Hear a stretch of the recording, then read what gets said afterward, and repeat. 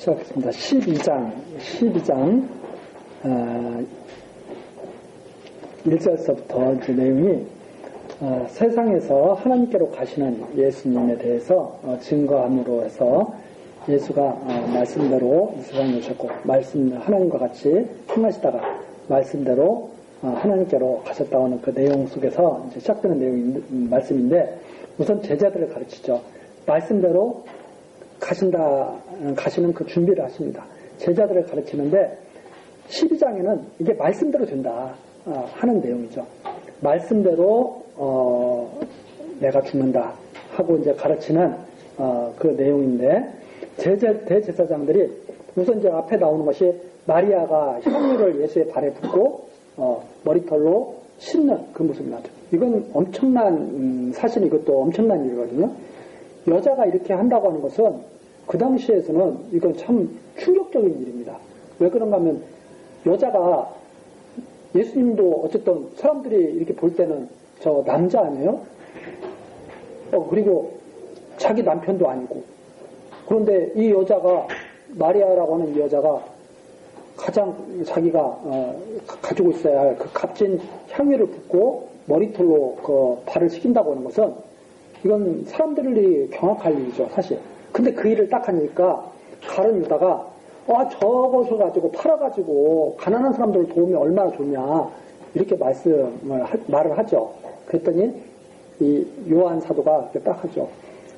그렇게 말한 것은 가룟 유다가 도둑놈이기 때문에 그렇게 말한 거고, 예수님은 그 말씀을 가지고 당신의 죽음을 증거하셨다, 이렇게 말을 하죠.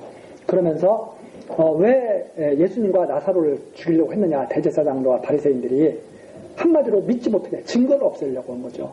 예수를 믿지 못하게 나사로가 돌아다니면 내가 죽었다가 예수님이 나를 살리셨다, 생명을 주셨다 하고 계속 증거하고 다닐 거 아닙니까? 그걸 보기 싫어서 죽이려고 그런 거죠. 자기들의 자리가 위태위태하니까. 그래서 그걸 밝혀주면서 예수님께서 어린 나귀를 타고 예루살렘에 들어가시죠. 예루살렘에 들어갔는데 나중에 알고 보니까 그것이 바로 증거였다. 그것이 바로 맨 처음에는 그게 뭔지를 몰랐는데 나귀 새끼를 타고 들어가는 것을 나중에 깨닫고 보니까 이것이 바로 그리스도에 대한 증거였구나 하는 것을 알게 됐다 하는 내용이 16절에 나오죠.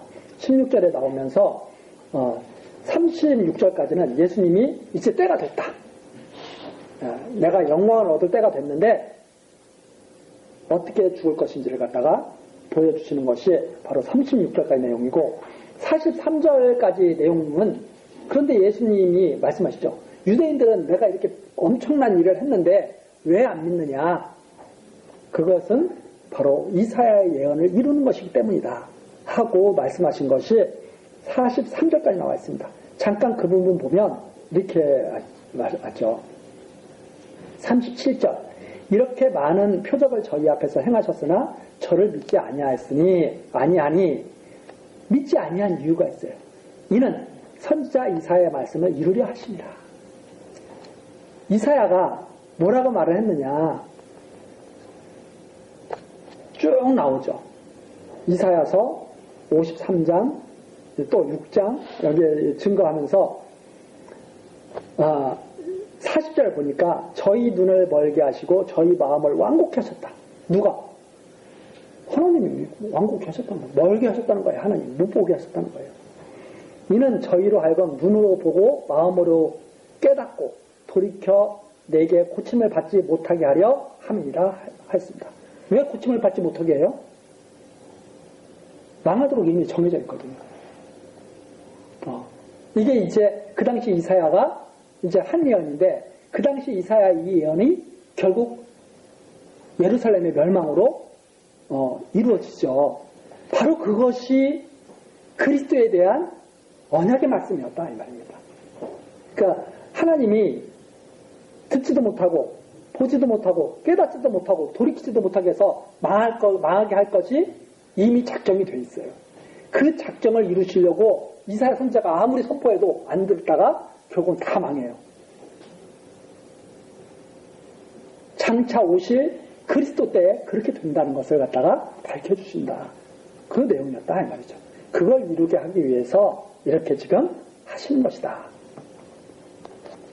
그 41절이죠. 이사야가 이렇게 말한 것은 주의 영광을 보고 주를 가리켜 말한 것입니다. 이사야가 그렇게 말한 것은 궁극적으로 뭘 보고 말한 거냐? 예수 그리스도께서 이루실 일을 바라보고 그렇게 하신 것이다.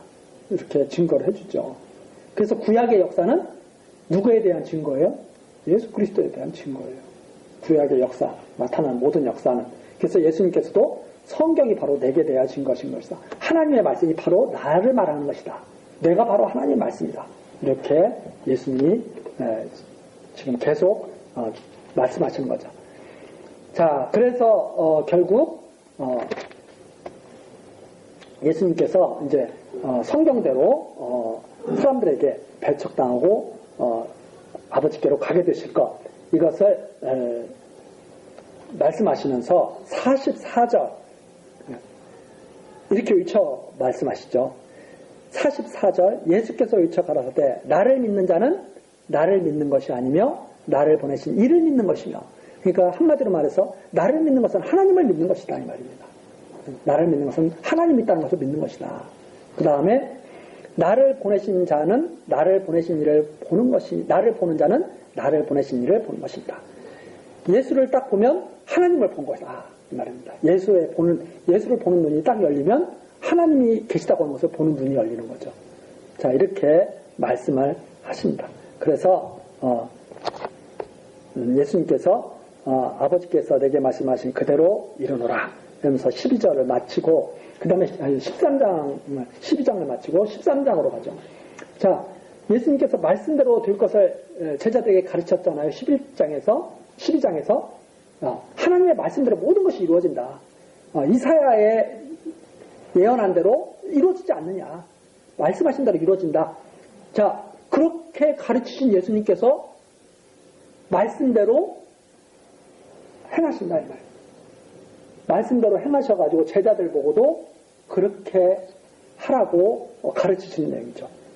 그러니까 이분은 그냥 말씀 자체죠. 말씀대로 이루실 것을 갖다 가르치시고 말씀대로 행하시고 그 말씀 자체죠.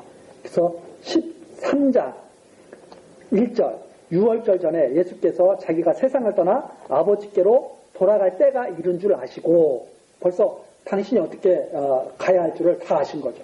아시고 세상에 있는 자기 사람들을 사랑하실 때 끝까지 사랑하십니다. 자기 제자들을 끝까지 사랑하시는 거예요. 왜? 하나님은 사랑이시다 우리 많이 들었지 않습니까? 그분은 끝까지 병차고 그 제자들을 사랑하시는 거죠. 그래서 그 사랑하시는 것을 갖다가 이제 본어부에서 가르치는데 제자들의 발을 씻기시죠. 이 제자들의 발을 씻기신다는 것이 이것이 뭐냐면 바로 얼마나 하나님이 사랑하고 계신지를 갖다가 본을 보여주신 것이 바로 이 장면이죠. 그러니까 베드로가 아니 어떻게 이렇게 할 수가 있습니까? 그러니까 예수께서 내가 너를 시키지 아니하면 내가 나와 상관이 없느니라. 누가 지금 시켜주고 계신 거예요? 예수가 제자들을 시키고 계신 거예요. 예수가 제자들을 시키고 계신 거예요. 그러니까 베드로가 그럴 수 없습니다 그랬더니 그러면 나하고 상관없지. 그러니까 베드로가 또 하는 말이죠. 그러면 다 시켜주십시오. 손, 발, 머리까지 다 시켜주십시오. 그러니까 예수께서 뭐라고 말씀하시냐면 이미 너 목욕했어. 이미 목욕했어. 그러면서 다 깨끗해. 발만 조금 씻으면 돼. 이렇게 말씀하시는 장면이 나옵니다. 그러니까 이 씻는다고 하는 의미가 어떤 의미인지 우리가 알 수 있죠. 이 씻는다고 하는 의미가 자, 그러면서 발을 깨끗하게 씻깁니다. 씻기니까 씻기고 나서 14절서부터 이렇게 말씀하시죠. 야, 내가 너희 발을 씻겼으니까 너희도 서로 발을 씻는 것이 옳다. 즉 죄와 허물을 용서해 주신다는 말이죠.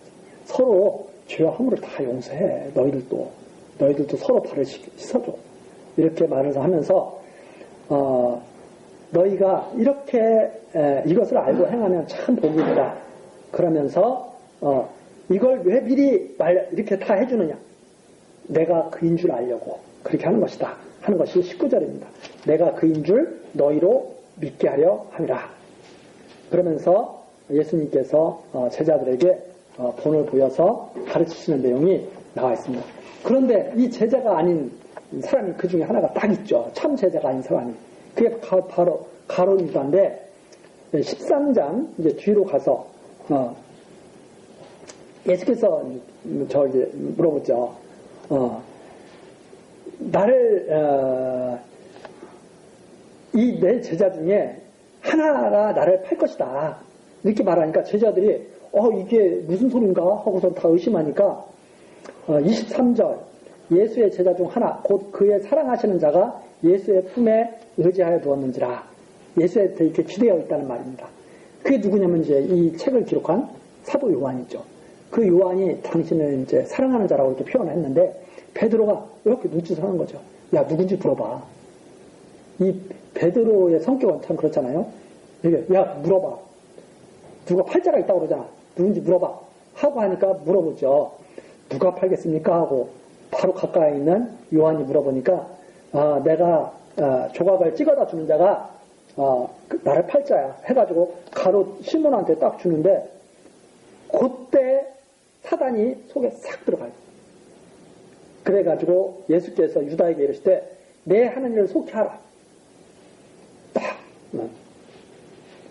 그런데 28절 이 말씀을 무슨 뜻으로 하셨는지 그 앉은 자 중에 아는 이가 없고 어떤 이들은 유다가 돈꾀를 맡았으므로 명절에 우리의 쓸 물건을 사라 하시는지 혹 가난한 자들에게 무엇을 주라 하시는 줄로 생각하더라. 가룟 유다한테 야, 너 나가서 내일 해. 이렇게 말하니까 사람들이 저 돈을 갖고 있으니까 지금으로 말하자면 흉계죠. 흉계니까 돈을 좀 어떻게 하라는 말인가?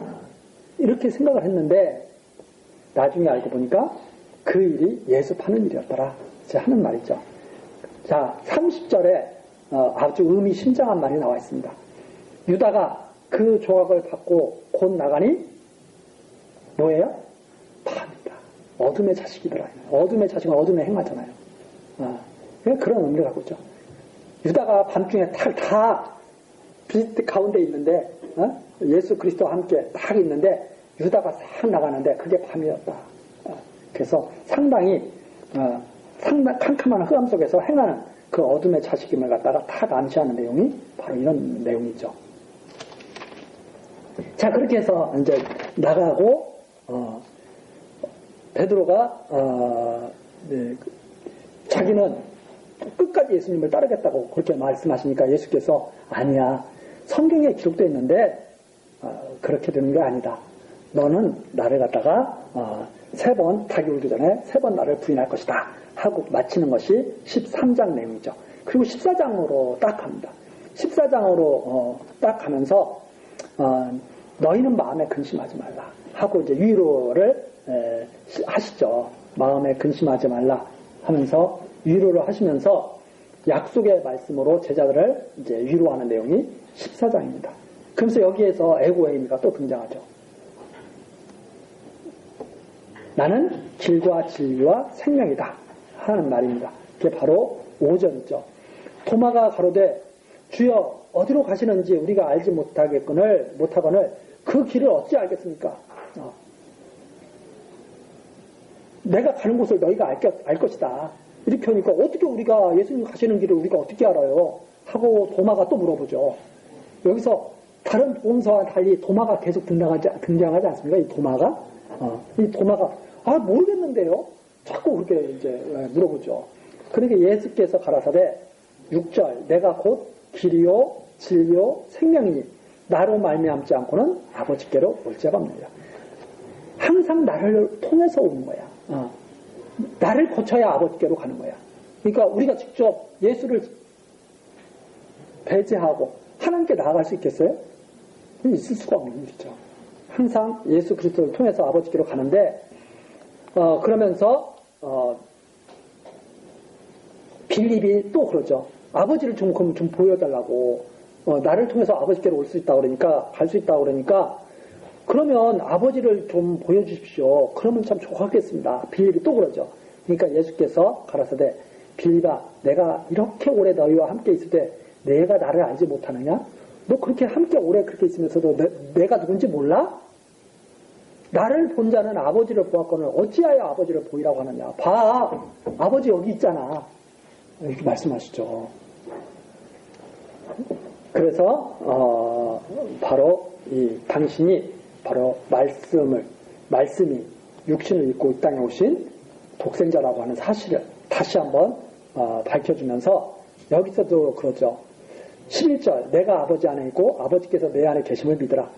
그렇지 못하겠거든 행하는 그 일을 인하여 나를 믿으라. 이렇게 말씀하시죠.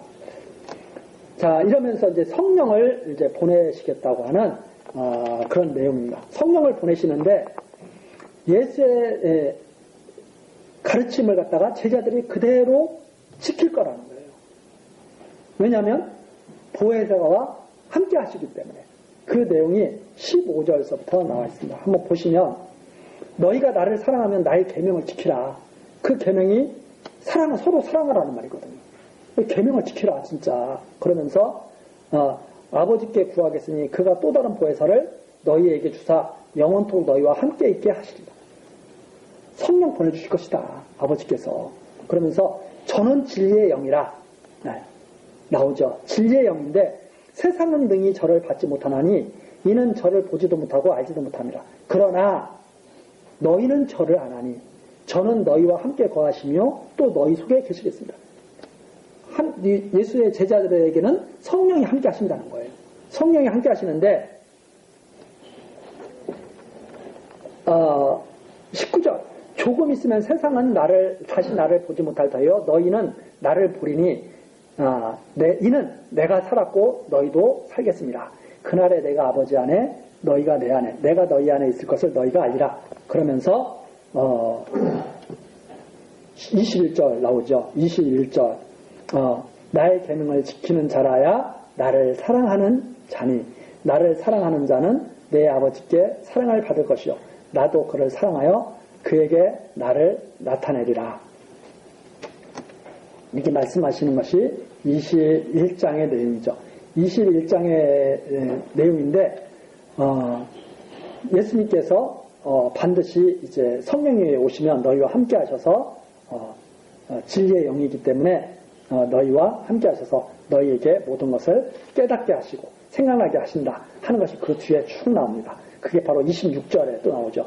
보혜사 아버지께서 내 이름으로 보내실 성령 그가 너희에게 모든 것을 가르치시고 내가 너희에게 말한 모든 것을 생각나게 하시리라. 다 가르치고 생각나게 하시고 행하게 하실 것이다. 성령이 오셔서 하는 말씀입니다. 자, 그렇게 해서 평안을 준다는 거죠. 평안을 너희에게 주니까 절대로 두려워하지도 말고 근심하지도 말라. 내가 갔다가 너희에게 온다. 이렇게 말씀하시면서 나를 너희가 정말 사랑했다면 아버지께로 감을 갖다가 기뻐했을 것이다. 근데 제자들은 지금 불안한 거죠. 예수님이 자꾸 가신다고 그러니까. 그런데 너희들이 정말 기뻐했을 거라는 거예요. 이게 아까 그 나사로를 살리신 것과도 우리가 상당히 이제 다 관련이 있는 거죠. 우리들이 생각했을 때는 나사로가 죽은 것이 마르다와 마리아가 생각했을 때는 좋아요, 나빠요? 안 좋은 일이죠. 예수님이 빨리 오셨으면 좋았잖아요. 그런데 예수님은 늦게 가셔요. 늦게 가시는 것이 더 좋으니까. 근데 사람들은 왜 빨리 안 오셨을까? 빨리 오는 게 좋을 텐데 이렇게 자꾸 그렇게 생각을 하죠.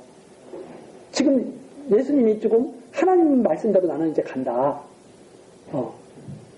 제자들이 왜 가십니까? 우리와 같이 있으면 좋은데 이렇게 생각을 하죠. 근데 예수님께서는 아니야. 너희들이 정말 나를 사랑했다면 이 말은 정말 하나님을 안다면 그런 거죠.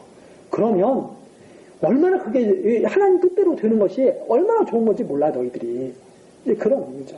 그래서 우리들이 자꾸 우리들이 이게 때를 말하지 않습니까? 때. 왜 이게 기독교에서 이 때를 자꾸 이게 말하느냐? 이 때를 안다는 것은 하나님을 믿는다는 거거든요. 우리들은 자꾸 우리들의 때를 바라죠. 우리들의 때. 그런데 하나님께서는 당신의 때를 말씀하시죠. 때가 있다. 근데 우리들은 그러는 거예요. 왜 우리가 이렇게 좀 좋은 때를 주시지, 왜 우리에게 이렇게 힘든 때를 주시냐. 하나님 우리에게 좋은 때 주신다고 하지 않았습니까? 근데 그 좋은 때는 누가 정한 좋은 때예요? 하나님이 정하신 좋은 때. 하나님이 좋은 걸 주신다고 했어요. 누가 보기에 좋으신 거예요? 하나님 보기에 좋으신 것. 그런데 우리는 그것을 갖다가 내가 바라는 때, 내가 원하는 때, 내가 원하는 것. 자꾸 그렇게 생각하죠. 그러니까 내가 원하는 것을 안 주시니까 하나님을 오해하죠. 하나님은 날 사랑하시지 않나 봐. 하나님은 안 계신가 봐. 그런데 그게 아니거든요. 하나님이 정하신 때 하나님이 원하는 것을 주시거든요. 그래서 여기에도 지금 예수님이 그랬죠. 아버지를 꼴 감을 기뻐했으리라. 너희도 왜 그렇게 두려워할 거 없다. 그렇게 하면서 29절 이렇게 말씀하시죠. 내가 일이 이루기 전에 너희에게 말한 것은, 이거 미리 다 말씀해 주신 이유가 있어요. 제자들에게. 일이 이룰 때 너희로 믿게 하려고 하시는 것이다. 자, 이렇게 하시는 것이 14장까지의 내용입니다. 약속의 말씀으로 반드시 이루실 것이라고 하면서 제자들을 위로하고 안심시키시는 그런 내용이고, 15장 이제 제자들을 교훈하시는 말씀으로 위로하시는 내용이 15장 내용인데, 여기에 마지막 애고의 의미가 나옵니다. 나는 참 포도나무다. 그러면서 내가 참 포도나무고 아버지는 농부다. 이렇게 하시면서 내게 붙어 있으면 열매를 맺게 되는 것이다. 이미 말하죠. 그래서 4절 내 안에 거하라. 나도 너희 안에 거하리라. 가지가 포도나무에 붙어 있지 아니하면 절로 과실을 맺을 수 없음 같이 너희도 내 안에 있지 아니하면 그러하리라. 그래서 포도나무에 딱 매달려 있는 가지는 열매를 맺게 된다는 거예요. 그 가지가 열매를 맺게 하는 게 아니죠. 자, 농부가 포도나무를 잘 가꿔서 열매 맺게 하는 거 아닙니까? 농부가. 그래서 이 포도나무에서 필요 없는 가지는 다 잘라내버리죠. 농부가 필요 없으면. 그러면 예수 안에 붙어있는 그 가지는 당연히 아름다운 열매가 가득 열리겠죠. 바로 그 내용이 15장에 있는 내용입니다. 그래서 제자들을 택해서 과실을 맺는다. 네, 16절 보시겠습니다. 16절 15장 16절 너희가 나를 택한 것이 아니요 나오죠. 내가 너희를 택하여 세웠나니. 누가 택했습니까? 예수님이 제자들을 택한 거죠. 제자가 예수님 택한 거 아닙니다. 자, 나다니엘이 예수님의 부름을 받고 나다니엘이 결심했을까요? 예수가 택해서 불렀을까요? 우리 앞에 딱 나오면 나다니엘이 그러잖아요. 거기에 볼 곳이 있어? 근데 예수님한테 가잖아요. 근데 우리 식으로 생각하면 가가지고 예수님의 말씀을 들어보고 나다니엘이 결심한 것 같았고, 근데 그것이 아니라 16절 너희가 나를 택한 것이 아니라 내가 너희를 택하여 세웠나니. 세우신 이유가 있어요. 이는 너희로 가서 과실을 맺고 또 너희 과실이 항상 있게 하여 내 이름으로 아버지께 무엇을 구하든지 다 받게 하려 합니다. 참 나오죠. 내가 택해서 너희들로 하여금 아버지께 복받게 하려고 하는 거야. 이런 말씀을 하시는 것이 여기에 15장에 나와 있습니다. 그러면서 모든 것이 다 성경이 응하는 것이다 하는 내용이 22절서부터 나와 있죠. 22절 보면 25절서부터 보죠. 그러나 저희 율법에 기록된 바 저희가 연구 없이 나를 미워했단 말을 응하게 하십니다. 예수님이 이렇게 결국은 핍박을 받고 죽으시는 것은 다 성경의 말씀을 응하게 하려는 것이다. 그러면서 이 보혜사 성령이 바로 증거하실 것이다 하는 내용이 27절까지 나오고, 그 다음에 16장으로 가죠. 이제는 예언의 말씀, 제자들이 어떻게 될 것인가, 그 예언을 해주시는 말씀이 16장에 나와 있습니다. 제자들이 핍박당할 것이다 이 말이죠. 제자들이 핍박당할 것이다. 보혜사 성령이 오시면 죄와 의와 심판에 대해서 책망하실 것이다. 이러면서 성령이 오시면 진리 가운데 인도하여 예수의 영광을 나타낼 것이다 하고 예언의 말씀으로 위로하시는 내용이 나와 있습니다. 16장 12절 한번 보시죠. 16장 12절. 내가 아직도 너희에게 이를 것이 많으나 지금도 일러줄 것이 너무나 많으신 거죠. 그러나 지금은 너희가 감당치 못하리라. 너희는 지금 못 알아들어. 깨달을 수가 없다는 거죠, 지금. 그러면서 13절, 그러하나 진리의 성령이 오시면 그가 너희를 모든 진리 가운데로 인도하시리니 그 성령께서 진리 가운데로 너희들을 인도해 가실 것이다. 그러면서 그가 자유로 말하지 않고 오직 듣는 것을 말하시며 장래 일을 너희에게 알리시리라. 그가 내 영광을 나타내리. 그 성령이 누구의 영광을 나타낸다고요? 예수 그리스도의 영광을 나타낸다는 거예요. 성령이. 예. 내 것을 가지고 너희에게 알리겠습니다. 그래서 우리가 성령 받았다 했을 때 성령 받은 자는 누구의 영광을 나타내겠어요? 그리스도의 영광을 나타내죠. 그 성령 받았다고 하면서 자기의 영광을 나타내는 것은 조금 생각해 봐야 되죠. 막 성령 받은 사람이 막 자기의 영광을 막 나타내고 다녀. 조금 생각해 봐야 할 일이죠. 다 하나님께서 하신 일이죠. 어떻게 사람이 자기가 영광을 받을 그런 일을 하겠어요. 자, 그래서 예수님께서 그걸 지금 말씀하시면서 염려하지 마라. 아무 염려하지 마라. 성령이 오시면 다 깨닫게 하실 거야. 성령이 오시면 너희들이 지금 모르는 거 다 알게 하시고 진리 가운데로 인도해 가시고 내 영광을 나타낼 테니까 너희들이 그 성령 따라서 행하면 된다. 이렇게 말씀하시는 거죠. 자, 그것이 이제 16장 이제 15절까지 내용인데 나중에 근심하지 않고 너희들이 기뻐하게 할 것이라면서 29절서부터 보시면 나오죠. 29절서부터 보면 제자들이 그 말씀 듣고 이제 무슨 말씀인지 알겠습니다 하는데 예수님께서 딱 그러죠. 너희가 이제 내가 하는 말을 조금 이해할 것 같아? 그러면서 32절 보라 너희가 다 각각 제 곳으로 흩어지고 나를 혼자 둘 때가 오나니 벌써 왔도다. 그러나 내가 혼자 있는 것이 아니라 아버지께서 나와 함께 계십니다. 자, 이 말씀 속에서 우리가 뭐가 생각나요? 처음에 아무도 의탁지 아니하셨다. 아무도 의탁지 아니하셨다. 다 흩어져 버려요, 제자들이. 누가 의지할 만한 사람이 없어요. 그렇게 열심히 쫓아다녔던 제자인데. 근데 아버지께서 나 혼자 둘 때가 왔냐고. 그런데 내가 혼자 있는 게 아니야. 아버지와 함께 하는 거야, 나와. 이거죠. 사람과 함께 하는 게 아니라 온전히 누가 하시는 일이에요? 하나님만 하시고 있는 거죠. 이것을 갖다가 나타내시면서 내가 왜 이걸 말하냐? 너희들 책망하려고 그러는 게 아니야. 이거죠. 33절. 이것을 너희에게 이름은 평안 누리게 하려고. 야, 너희들은 원래 그렇게 나를 갖다가 위해서 너희들은 존재하는 게 아니고 내가 너희를 위해서 존재하는 거야. 이런 말씀으로 평안을 누리게 하려고 하는 거죠. 하나님이 하시는 거야 원래. 인간에게 의탁해서 이게 이루어지는 일이 아니야. 이런 거죠. 그래서 이것을 너에게 이르면 너희로 참 지금까지 내가 쭉 가르친 이 말씀 제발 이 말씀 안에서 평안하게 지내라 하는 것을 뭐죠. 그러면서 예수님께서 맨 마지막에 하죠. 제자들이 세상을 이겼습니까? 예수님이 세상을 이겼습니까? 예수님이 세상을 이겼다. 평안하라. 이 말씀이 이제 증거가 되죠. 그리고 17장으로 넘어갑니다. 17장에서는 이제 그거죠.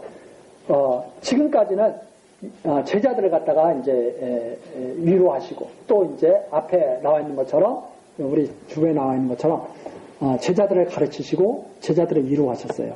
이제 17장서부터는 말씀대로 하나님께 가시는 내용이 17장서부터 나와 있습니다. 그 앞에는 말씀대로 가실 준비를 하신 거고 제자들을 가르치시면서 그 다음에 17장서부터 21장까지는 이제 말씀대로 하나님께 가시는 내용이 나와 있는데 첫 번째 내용이 뭐냐면 말씀대로 죽으셨다 하는 내용입니다. 말씀대로 죽으셨다. 그 말씀대로 죽으신 것이 17장에서 말씀대로 이루어달라고 기도를 먼저 하시죠. 그게 바로 17장 내용입니다. 말씀대로 이루어달라. 우리가 잘 아는 것처럼 아버지여 내 뜻대로 마옵시고 아버지의 원대로 하옵소서 하는 그런 기도의 내용이죠. 그 기도의 내용이 이 요한복음에 정말 이게 아주 자세하게 이렇게 나와 있습니다. 나와 있는데 앞에 쭉 그냥 읽어보시면 다 이해를 하실 것 같고, 그 다음에 18장은 말씀대로 이제 고난을 당하신 내용입니다. 그냥 고난 당하시는 것이 아니라 말씀대로 고난을 당하시죠. 그래서 18장 4절에 나오죠. 예수께서 그 당할 일을 다 아시고 이미 어떻게 될 것을 다 아시는 거죠. 나아가서 가라사대 너희가 누구를 찾느냐 해가지고 잡혀가시는 거죠. 잡혀가시는데 9절입니다. 8절부터 보시죠. 예수께서 대답하시되 너희에게 내로라 하였으니 나를 찾거든 이 사람들의 가는 것을 용납하라. 제자들은 놔줘라 이 말입니다. 그러니까 그 사람들이 이제 제자들을 다 놓아주게 되죠. 보내게 되죠. 그럼 왜 그랬느냐? 9절 이유가 나와 있죠. 이는 아버지께서 내게 주신 자 중에서 하나도 잃지 아니하였삼나이다 하신 말씀을 응하게 하려 하신다. 이게 그냥 괜히 이렇게 된 일이 아니라 이미 예언된 하나님의 말씀대로 다 이루어지게 하려고 이렇게 하셨다. 그런데 이 베드로가 검을 꺼내가지고 갑자기 그 말고의 그 귀를 갖다 쳐버린 거예요. 오른쪽 귀를. 그러면 잡혀갈 것 같아요? 안 잡혀갈 것 같아요? 잡혀갈 것 같죠. 그런데 예수께서 잡혀가지 않도록 딱 하셨다. 성경 말씀을 다 이루시려고. 그렇게 해서 베드로가 이제 부인하게 되죠. 타고 오기 전에 부인하게 되는데 베드로가 이제 예수님이 어떻게 되나 이제 따라간 거죠. 그래도 참 용감하죠. 차라리 안 따라갔으면 괜찮았을 텐데 따라가가지고 이제 신세가 이제 초라해지는 거죠. 그렇죠? 그게 이제 15절부터 나오죠. 15절부터 나오는데 베드로가 같이 이제 쭈고 있어요. 이렇게 쭈고 있어요. 쭈고 있는데 26절부터 보겠습니다. 26절. 대제사장의 종 하나는 베드로에게 귀를 베어버려온 사람의 일가라. 이게 귀를 딱 벤 사람의 일가가 하필이면 거기 있는 거예요. 이걸 사도 요한이 자세하게 밝혀놔요.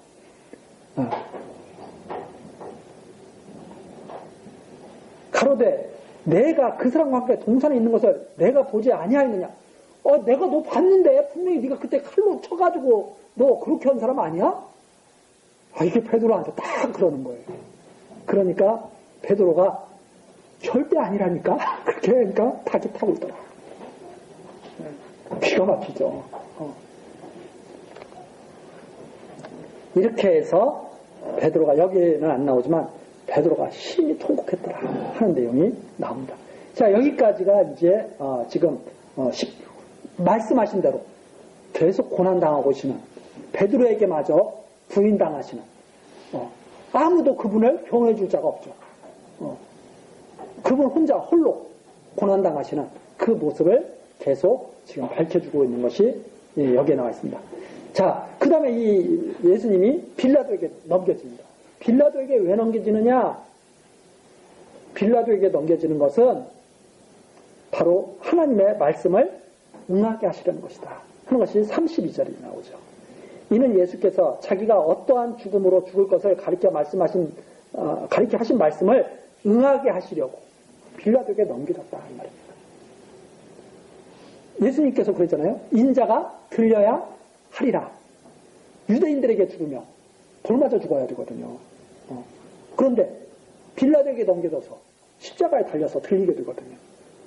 그렇게 하기 위해서 이게 넘겨진 거지 이게 괜히 이게 이렇게 되는 게 아니다 한 것을 갖다가 증거해 주는 것이 여기에 나오죠. 이 빌라도가 근데 자기가 마치 마음대로 풀어줄 수도 있는 것처럼 그렇게 이제 말을 하죠. 빌라도가 그렇게 말을 하면서 예수님께 자꾸 대답하라고 그러지만 예수님께서는 그것을 갖다가 거절하시는 내용이 이제 나옵니다. 그 나오는데 빌라도는 참 예수를 갖다가 놓아주고 싶었죠. 놓아주고 싶었는데 안 되는 거예요. 왜 안 되냐면 유대인들이 바라바를 택한 거죠. 그것이 바로 39절서부터 나오는 내용입니다. 6월절이면 내가 너희에게 한 사람을 놓아주는 전례가 있으니 그러면 너희는 내가 유대인의 왕을 너희에게 놓아주기를 원하느냐? 빌라도의 여기에는 이제 사도 요한이 그 빌라도의 그 마음을 그대로 여기다 좀 이런 거죠. 빌라도는 어떻게 하고 싶었냐면 예수를 좀 놓아주고 싶은 거예요. 로마 총독으로 지금 유대 총독으로 와 있는데 이 빌라도가 이거 보니까 뭐 죄를 찾지를 못했어요. 죄를 찾지를 못해가지고 이걸 어떻게 좀 놓아줬으면 좋겠는데 유대인들이 거절하는 거예요. 누구를 놓아달라고 그러냐면 바라바를 놓아주십시오. 그래서 빌라도는 예수와 바라바를 말하며 예수를 놓아달라고 할 줄 알았는데 바라바를 놓아주게 생긴 거죠. 그게 바로 18장 마지막까지 내용입니다. 그 다음에 19장에서 드디어는 이제 말씀대로 죽으시고 장사되는 내용이 나옵니다. 자, 우선 빌라도가 예수를 이제 십자가에 달리도록 그렇게 하니까 6절이죠. 대제사장과 하석들이 예수를 보고 소리질러 가로되 십자가에 못 박게 하소서. 십자가에 못 박게 하소서. 십자가에 못 박으라는 거예요. 유대인들이 진짜 나쁘죠. 자기네들이 돌로 쳐서 죽여야 되는데 싹 밀어버리는 거죠. 근데 이게 우연히 된 게 아니라 성경대로 응하게 하려고 된 건데 빌라도가 그러죠. 너희가 친히 데려다가 십자가에 못 박아라. 나는 그에게서 죄를 찾지 못하라. 빌라도는 도저히 못하겠는 거죠. 그래서 유대인들이 우리에게 법이 있으니 그 법대로 하면 저가 죽을 것은 저가 자기를 하나님의 아들이라 함이니이다. 저 죽어야 됩니다. 왜 자꾸 살리려고 그러십니까? 그러면서 우리의 법에 의하면 저건 죽어야 되는데 왜 그러냐면 자기가 하나님의 아들이라고 그렇기 때문에 그렇습니다. 하나님이라고 자꾸 그러기 때문에 그렇습니다. 그러니까 빌라도가 더 무서운 거예요. 하나님을 죽여야 되니까. 그렇죠? 그래서 빌라도가 이 말을 듣고 더욱 두려워. 이거 하나님의 아들을 내가 죽여야 돼? 이러는 거죠. 그래서 9절 다시 관장에 들어가서 예수께 말합니다. 너는 어디로 서냐? 어디서부터 왔어? 도대체 너가 정말 하나님의 아들이야? 물어보는 거죠. 그러면서 대답을 하라고 해도 예수님이 대답을 안 하시는 거예요. 그때부터는.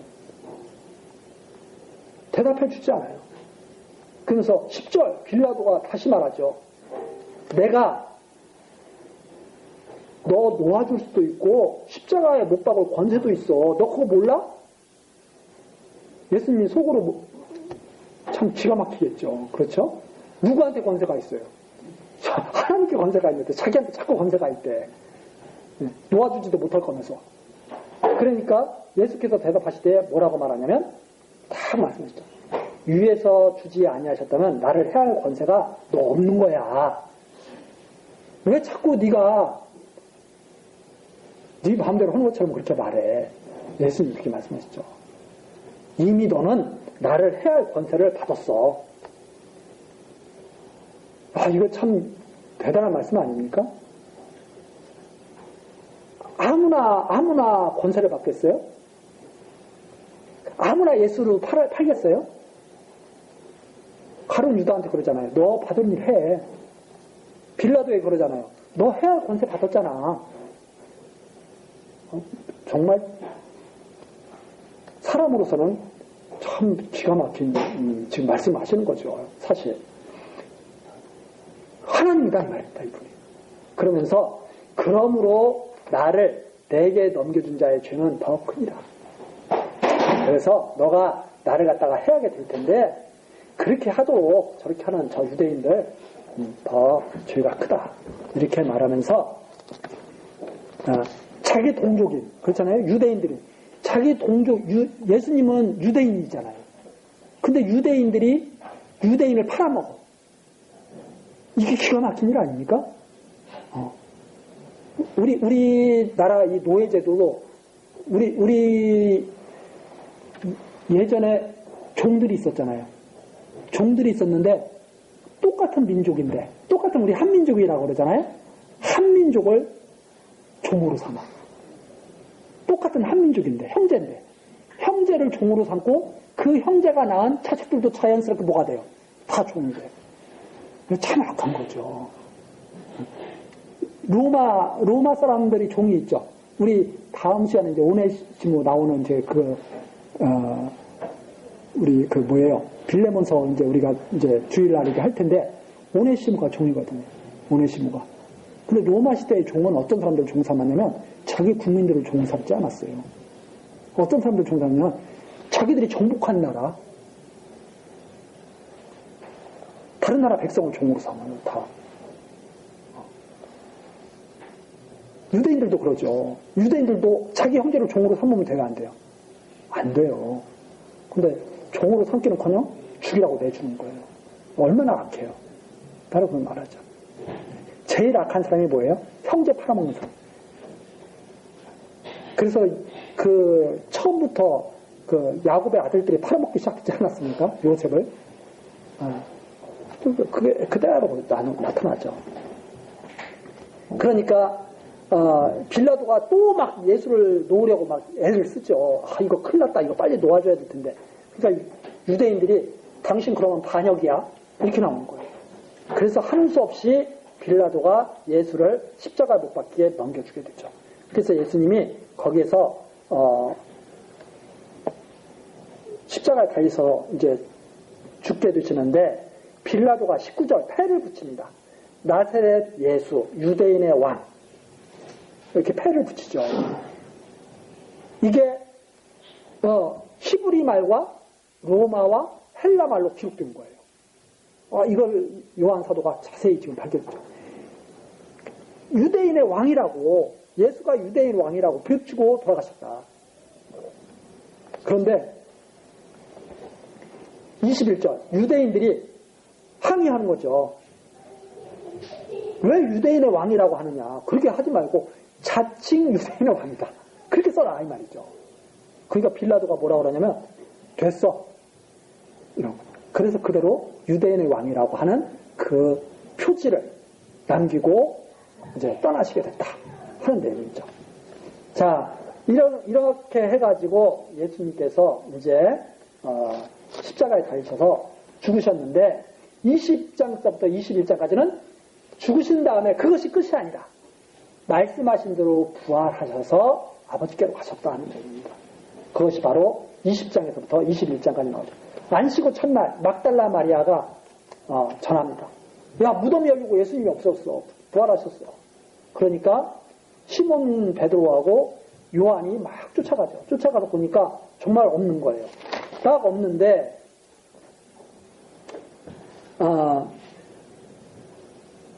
29절 저희는 성경에 그가 죽은 자 가운데서 다시 살아나야 하리라 하신 말씀을 아직 알지 못하더라. 다시 살아나신다고 예수님께서 이게 말씀하신 것도 잘 모르더라 이 말입니다. 성경에 다시 살아나야 하리라 하고 기록됐는데 그걸 깨닫지를 못하고 있더라. 근데 성경에 그게 기록되어 있는 거죠.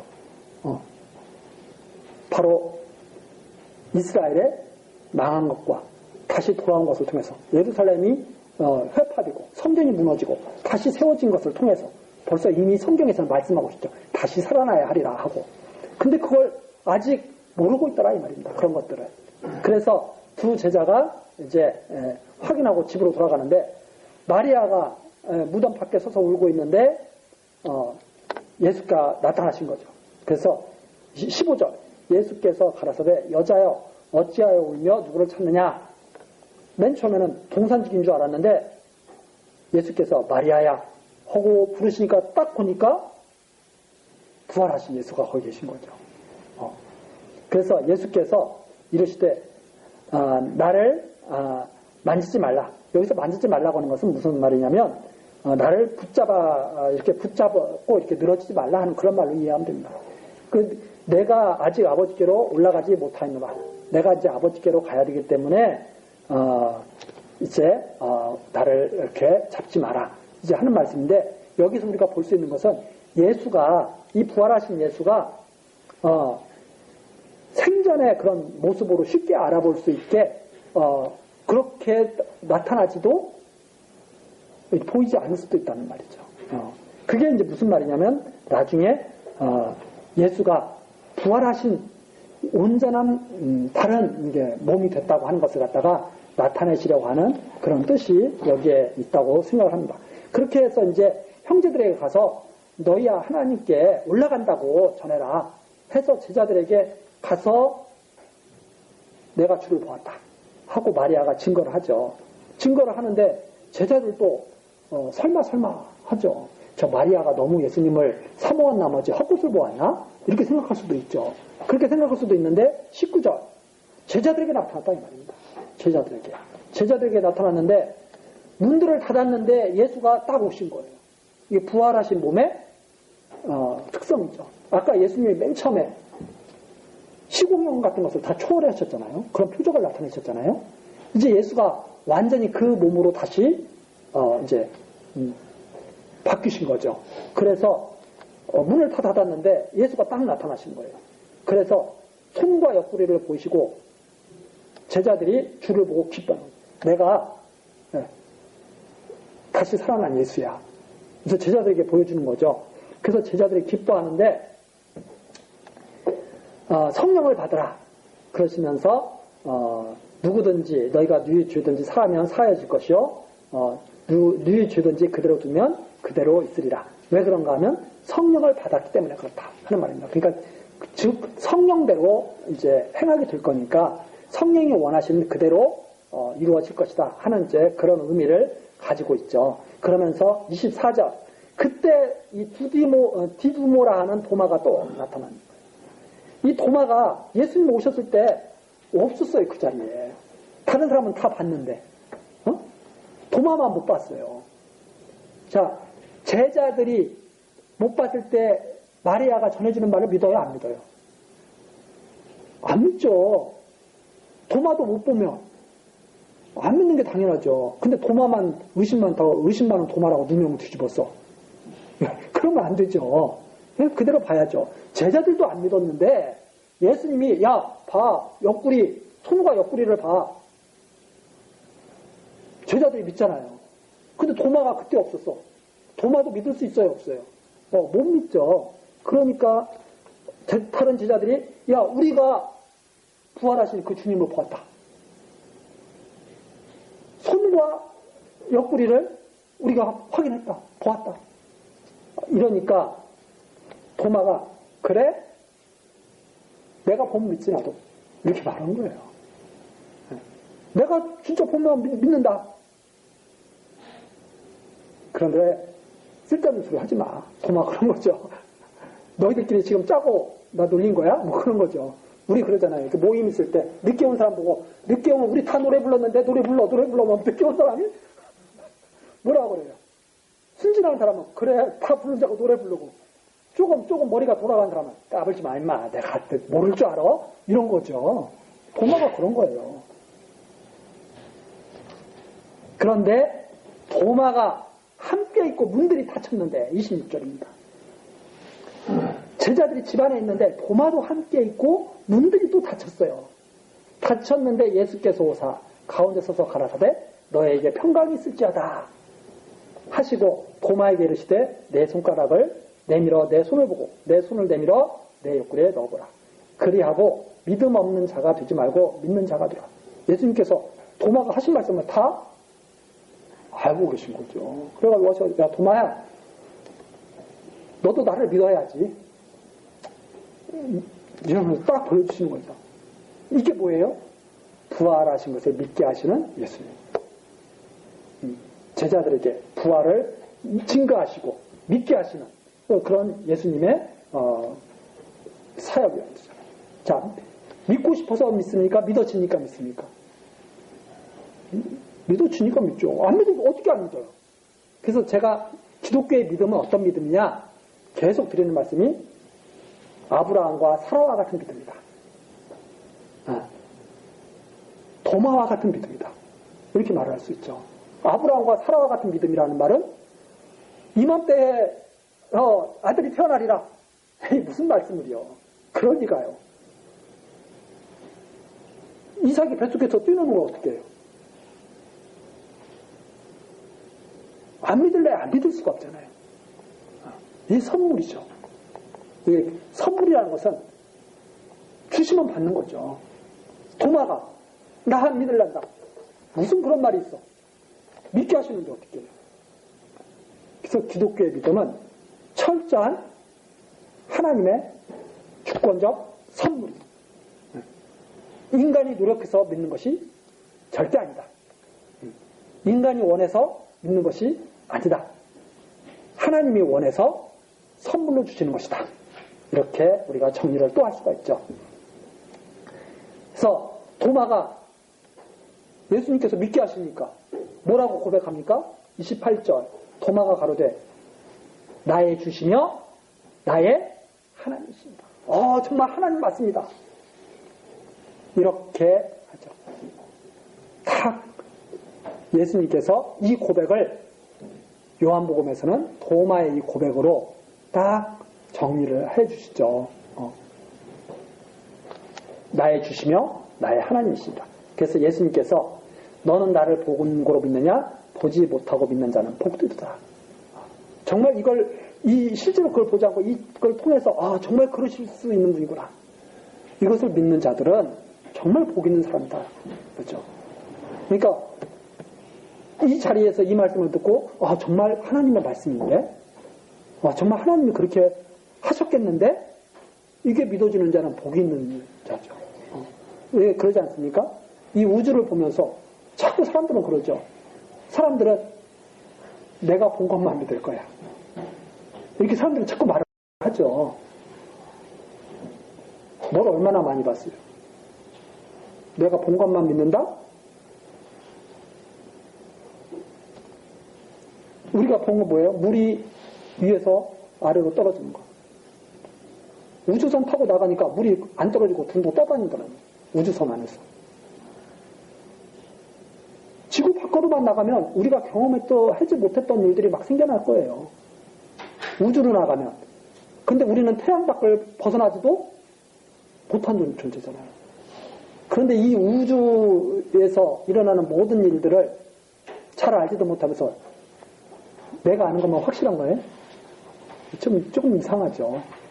하나님께서 이 우주 만물을 다 창조하셨는데 당연히 무리를 걸으실 수도 있죠.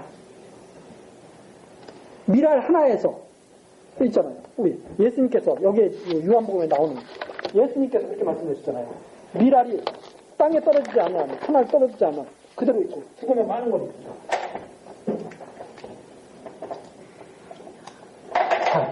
미랄 하나에서 싹이 이렇게 싹 나가지고 나중에 막 주렁주렁 이렇게 많이 매달리는데 이거 믿어요. 하나님이 엄청나게 된 거야. 하나님. 이건 어떻게 되는지는 모르지만 하여튼 이렇게 해가지고 자라가지고 막 열매들이 막 주렁주렁 이거 믿어. 엄청나게 많이 열렸어. 이거 하나님.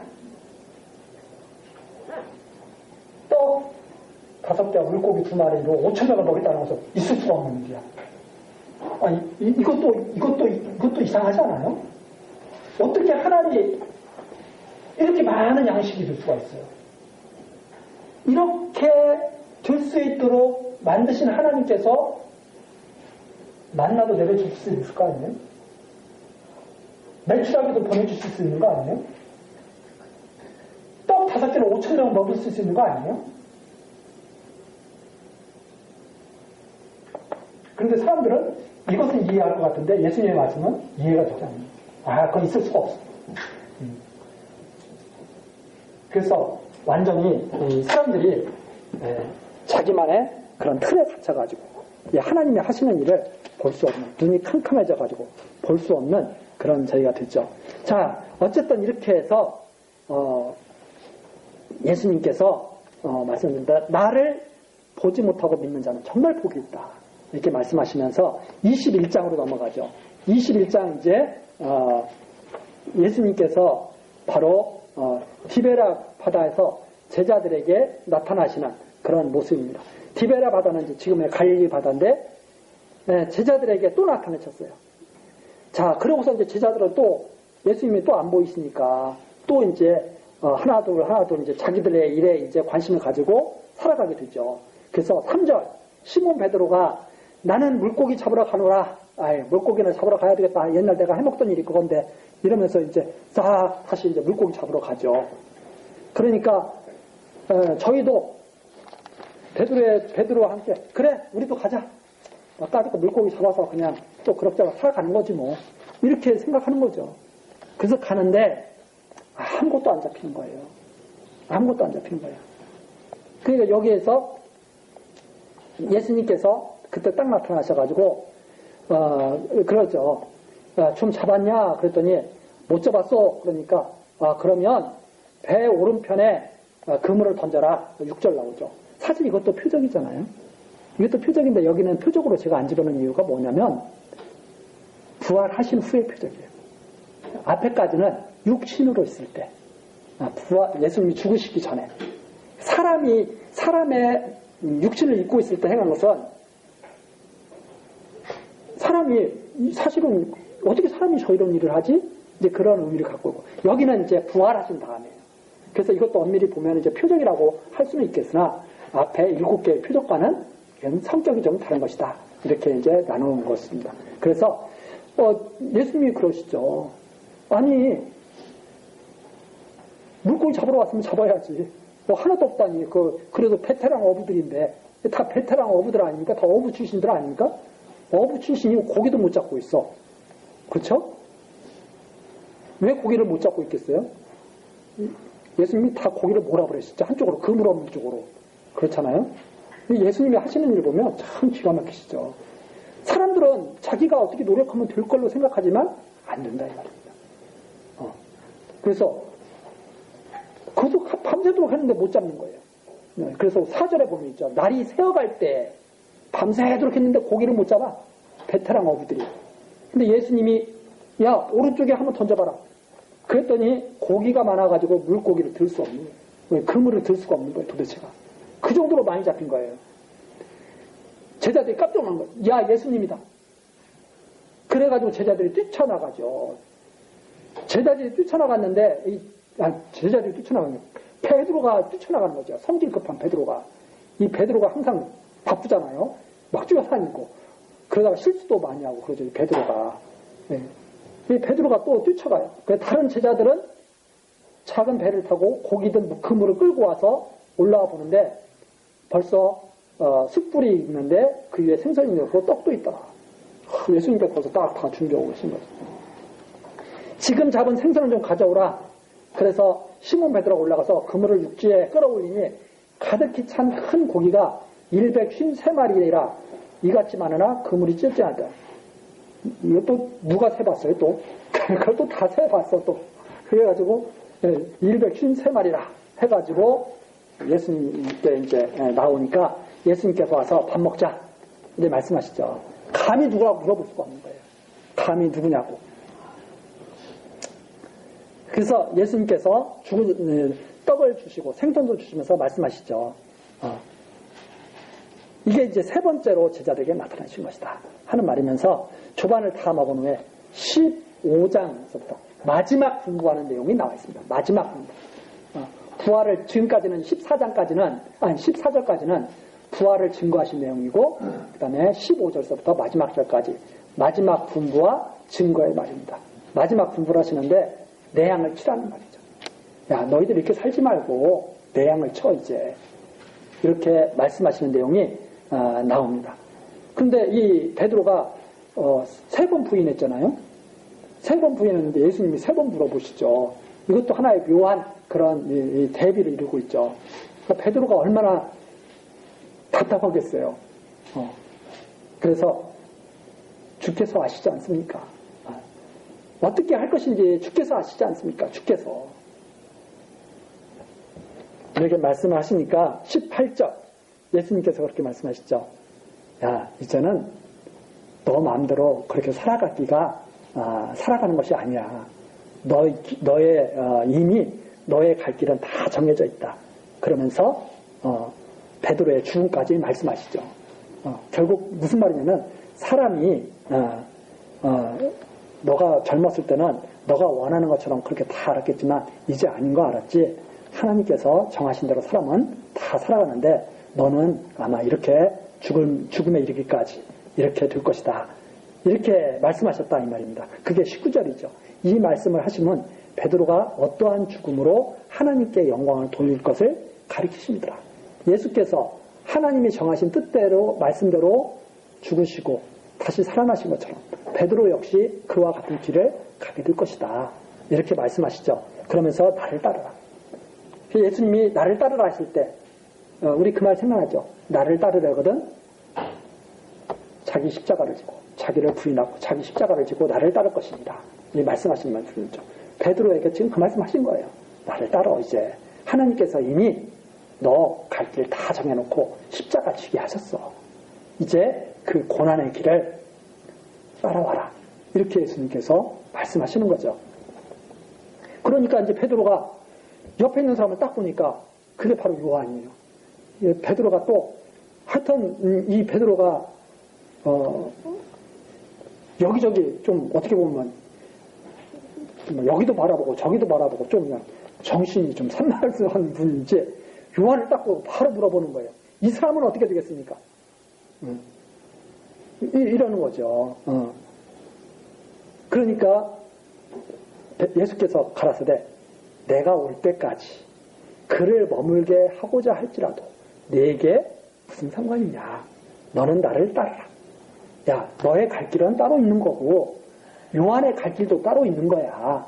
이런 의미죠. 너하고 요한하고는 달라. 너는 너의 갈 길 가는 거야. 요한은 요한의 갈 길 가는 거야. 그런데 혹 요한을 갖다가 내가 올 때까지 살려둔다고 만일 하자. 너하고 아무 상관없는 거잖아. 이렇게 예수님께서 말씀을 하시죠. 그런데 이 말이 잘못 전해져서 23절 이 말씀이 형제들에게 잘못 전해졌다 이 말입니다. 그 제자는 죽지 아니하겠다 이렇게 전해졌다는 거죠. 그러나 예수의 말씀은 그가 죽지 않겠다 하신 것이 아니라 내가 올 때까지 그를 머물게 하고자 할지라도 내게 무슨 상관이야. 너는 나를 따르라. 이 말씀을 하셨다 하는 말입니다.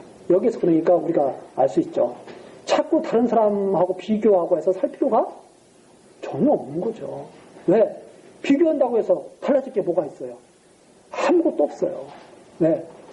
따를 길이 이미 다 있어요. 정해질 길이 있어요. 그래서 각자 자기의 십자가를 지고 자기 십자가를 지는 거예요. 남의 십자가 지는 거 아닙니다.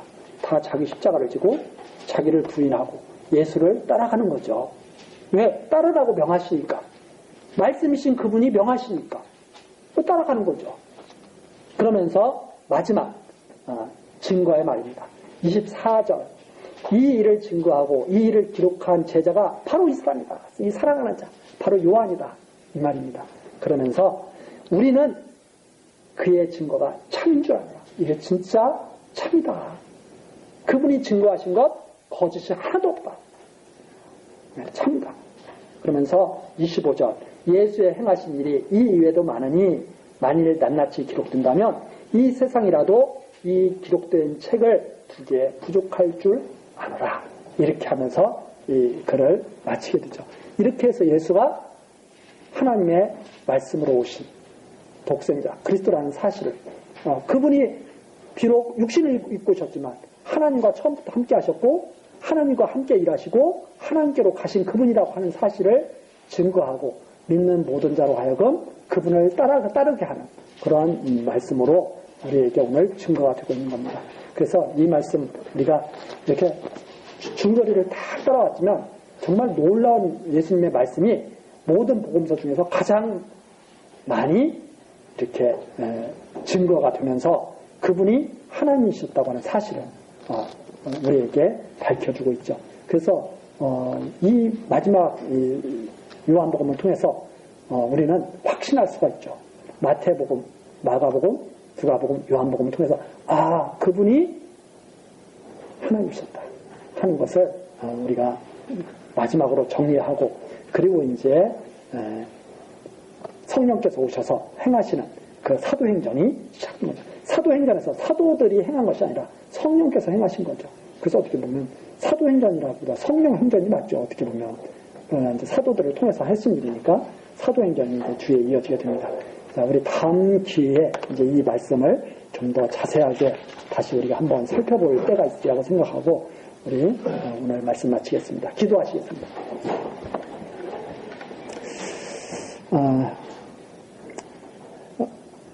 영원하신 말씀으로 이 땅에 오신 하나님을 오늘 우리들이 요한복음을 통해서 살펴봤습니다. 하나님 아버지, 우리들에게 이 놀라운 말씀을 보게 하시고 듣게 하시고 깨닫는 마음을 주시니 감사드립니다. 하나님께서 정말 이 땅에 오셔서 많은 가르침을 주시고 많은 일을 보여주셨는데 아직도 우리들의 눈이 어두워서 하나님의 말씀을 잘 따르지 못하고, 그리고 우리들을 좋은 대로 살아가려고 하는 그러한 육신의 소욕에 넘어질 때가 있습니다. 하나님, 우리를 정말 진리 가운데로 인도해 주셔서 성령을 우리와 함께하게 하셔서 우리들이 행할 길을 바르게 알게 하시고 보게 하시고, 그 성령의 인도하심 따라서 하나님의 말씀 따라서 예수 그리스도를 따라서 우리들이 행할 수 있도록 하나님 은총을 더하여 주시옵소서. 하나님께서 우리 교회를 세워주시고 지금까지 부족한 우리들의 마음을 지켜주시며 이 교회를 지키게 하셨습니다. 하나님, 육신에 우리 보이는 이 교회가 하나님의 교회가 아니라 하나님께서 세우시는 그 신령한 교회가 우리들의 마음속에 있습니다. 하나님, 우리들이 그 신령한 교회로 나날이 지어져 가게 하시고 하나님께서 그 안에 함께 하셔서 우리들로 하여금 기쁨과 평안을 누리게 하옵소서. 세상 사람들처럼 사는 것 참으로 어리석은 삶인 줄 압니다. 하나님, 이제는 좀 더 하나님이 하시는 일을 보게 하시고 그 일로 기쁨을 누리는 저희들 되게 하옵소서. 하나님께서 정하신 대로 우리들을 이끌어 가시고 그리고 우리들에게 영생을 얻게 하실 것을 믿고 소망하며 오늘도 이 모든 것을 위해서 애쓴 주의 종들을 기억하시고 그들을 또한 위로하여 주시고 함께하지 못한 우리의 지체들에게도 하나님 위로해 주시고 다음 기회에는 더 마음을 같이하고 뜻을 같이하여 하나님 말씀을 듣고 기뻐하는 우리 교회의 지체들 또한 될 수 있도록 하나님 은총 베풀어 주옵소서. 하나님께서 모든 일을 이루시고 영광 받으시기를 소원하며 우리 주 예수 그리스도의 이름으로 기도드리옵나이다. 아멘.